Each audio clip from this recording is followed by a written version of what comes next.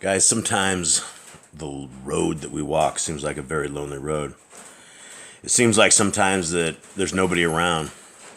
And especially for those of us who keep Torah, it seems like that lonely road is even lonelier because there's not a tremendous amount around us. When we look at the world and we look at everyone around us, and everybody sits on Saturday is the day of partying, right? It's the day of shopping. It's the day of going out. You've worked all 5 days a week. You've worked really hard, and you decide you're going to go out. You're going to go to the malls. You're going to go buy. You're going to do a bunch of stuff, and that is contrary to the Word of God, because in 6 days our Creator made heaven and earth and everything that was in it. On the seventh day He rested, and He gave us this day, and He told us that we should rest.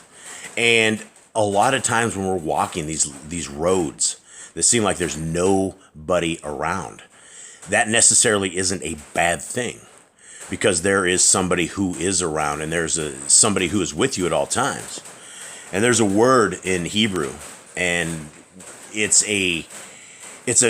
like one of those words, Yahuwah Yireh, which means Yah provides, right? There's been so many times in my life when I have said, wow, we would have been totally smoted had Yah not provided, or I'd be here, or I'd be there, or our family would be just bad things happen.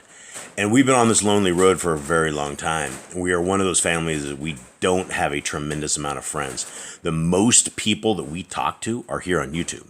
It's you guys. This is our family. This is our YouTube family. And as far as us being into the world or going over to friends' houses or things of that nature, we don't.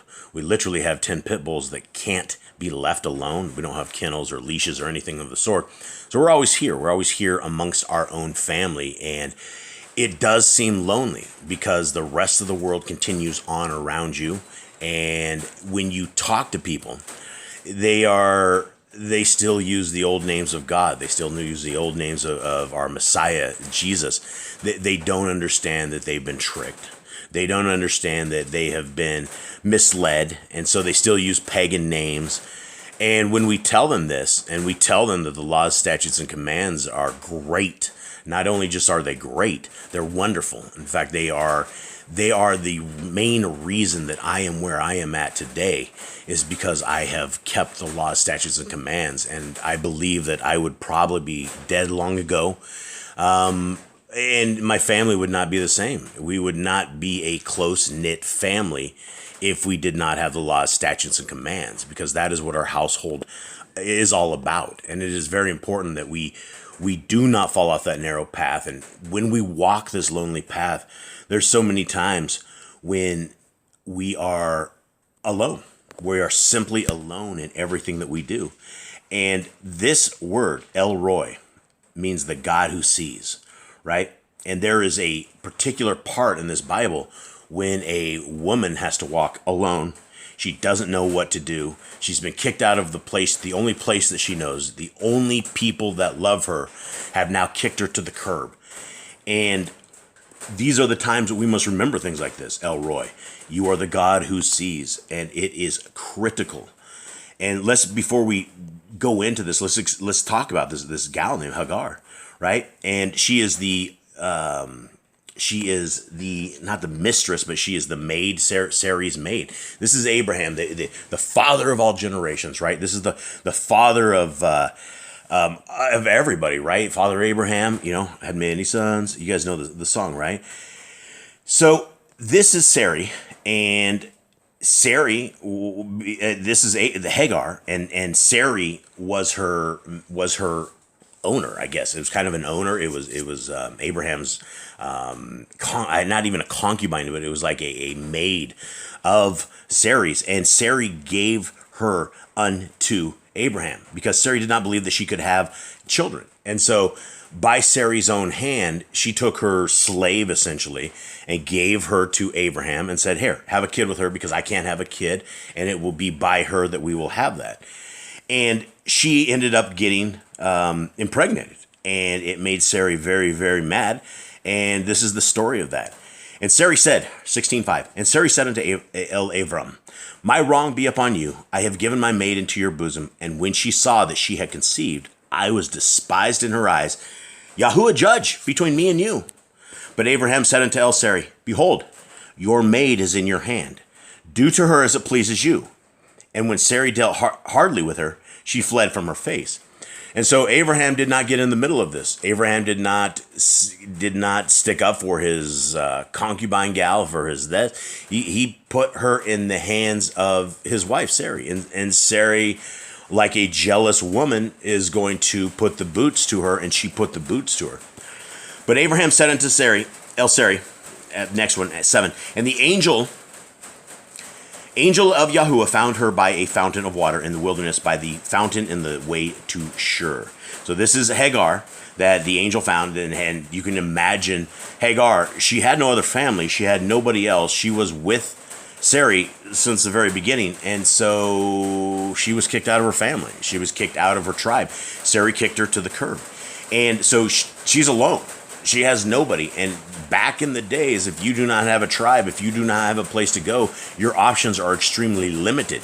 You're going to be in a lot of danger. There's a lot of marauders out there. There's a lot of bad people. And if you're a woman out there, that's the problem. So you have a single woman who is barren, not barren, but she's bearing a child, and she is now kind of on the run. Verse 8, and he said, Hagar, Sarai's maid, whence came you? And whither will you go? And she said, I flee from the face of my mistress, Sarai. And the angel of Yahuwah said unto her, return to your mistress and submit yourself under her hands. And the angel of Yahuwah said unto her, I will multiply your seed exceedingly, that it shall not be numbered for multitude. And the angel of Yahuwah said unto her, behold, you are with child, and shall bear a son, and shall call, left taw is what those two symbols are, his name, Yishmael, because Yahuwah has heard your affliction. And he will be a wild man. His hand will be against every man, and every man's hand against him. And he shall dwell in the presence of all his brethren. Now this is very interesting, because when we know of Yishmael, we know of the Arabs of today, right? We know that all of Islam came out of this style, right? The people of Islam went and they believed that this son that she is going to have will be the Yishmael, will be their basically king. And this is where it all splits. This is where the people that believe in Abraham, Isaac, and Jacob and go, and this is where the people that believe that Yishmael is the chosen one go this direction. And since that time, since the beginning, it has been that way, right? They're two separate people. And I don't know if this is if you're a mother and you're hearing this from an angel, that your child is going to be a wild man, and his hand will be against every man, and every man's hand against him. That doesn't sound very peaceful. It sounds like almost like a curse. But this, what do you do? And he shall dwell in the presence of all his brethren. And she called the name of Yahuwah. She called the name of him that spoke unto her, El Roi. For she said, Have I also here looked after him that sees me? And so this is something very impressive. And this is something that when you guys are down, when you guys feel like the road is so lonely that there's nobody else but you, that is not a bad thing, right? That is not a bad thing at all. Wherefore the well was called Bir Lachoi Roy. Behold, it is between Kadesh and Bered. And so there's a story right there, and that is, I don't know if it's a story of happiness, but it is a story of help, right? When we are out and when we are sitting and there's nothing left and we don't have anything left, there is still a God that sees. And if we choose the God that sees is the God of Abraham, Isaac, and Jacob, and his name is Yahuwah.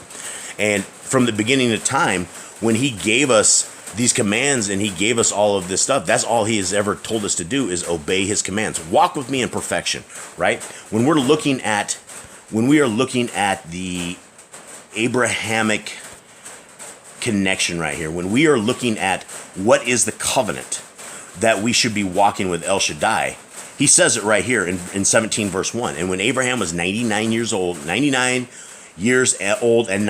Yahuwah appeared to Abram and said unto me, I am El Shaddai. Walk before me and be perfect.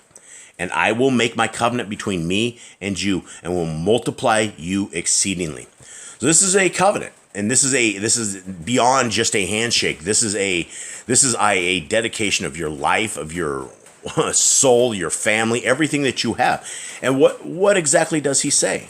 He says, walk before me and be perfect. What does that mean exactly? Walk before me and be perfect. It means that you're keeping his laws, statutes, and commands as he has given to us, and you're walking them perfectly. And there's so many out there that will go, oh, Jason, we can't walk that Torah. Nobody can walk the Torah. And when I tell them I walk the Torah, my family walks the Torah, all of a sudden, oh, you're so full of pride, Jason. Oh, there's no way you can walk the Torah perfectly. The first question that I bring back to everybody is, what command do you have the most problem with? And the problem with the Christian religion is that people don't know the commandments of which they have rejected, right? They reject something they do not know, and that's because we've hooked our line into religion. And so because we've hooked our line into religion, we believe the laws of God are on the cross. They're in the trash. They don't apply to us. They're for the old Jews of old. It's for the people who call themselves the children of God.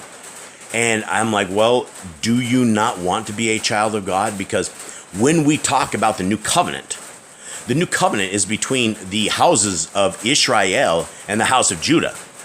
It doesn't say there's a house of Gentiles anywhere. It doesn't say it. So the new covenant that everybody is after only applies to two different tribes. So if you're not in the house of Israel, or if you're not in the house of Judah, the new covenant doesn't apply to you. So we need to get in the covenant. We need to get in this. And when we are walking this very lonely road, and we think that nothing is going to happen, we are just doomed. Remember, El Roy is the God who sees. And you can add me to the end of that, because it is very true that Hagar was alone. She had no hope. She had no anything. And the end of the story, if you guys want to know, is our Creator, through his angel, tells her to go back, subject herself to her mistress, and that is where she goes. And so this was not the end of Hagar. This was just the very beginning. So hope this helps, guys. I am out.